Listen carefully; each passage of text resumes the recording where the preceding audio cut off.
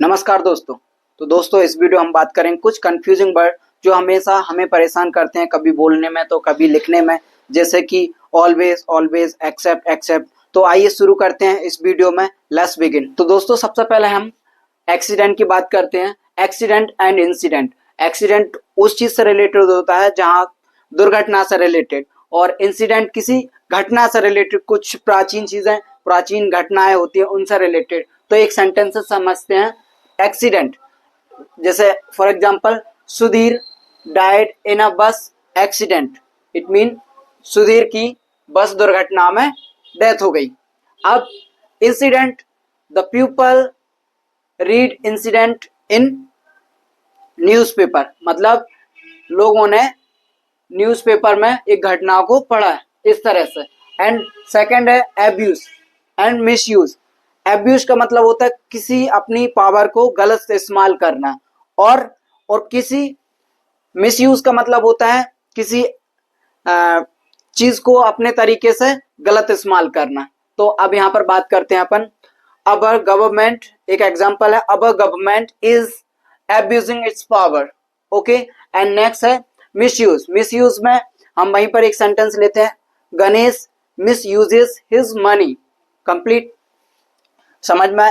Ganesh uses miss uses his money. अरे यार,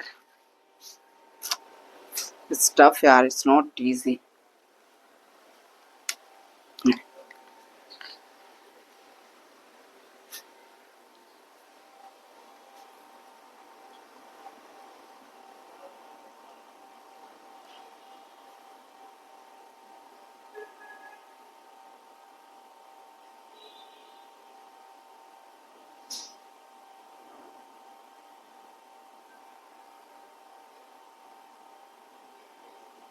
गलत ढंग से इस्तेमाल।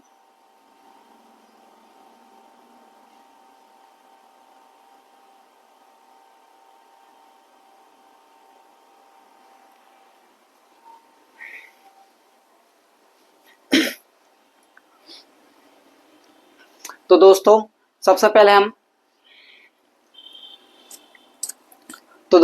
पहले हम एक्सीडेंट एंड इंसिडेंट को समझते हैं। ये एक्सीडेंट वहां पर यूज किया जाता है जैसे किसी दुर्घटना से रिलेटेड, और इंसिडेंट किसी प्राचीन घटना से रिलेटेड चीजों को लेकर इस दोनों का यूज किया जाता है। तो एक एग्जांपल के थ्रू समझते हैं। सुधीर डाइड इन अ बस एक्सीडेंट, मतलब सुधीर की मृत्यु हो गई एक बस एक्सीडेंट में। एंड वहां पर दूसरा सेंटेंस है incident. Incident, the people read incident in newspaper, मतलब लोगों ने न्यूज़पेपर में एक घटना के बारे में पढ़ा।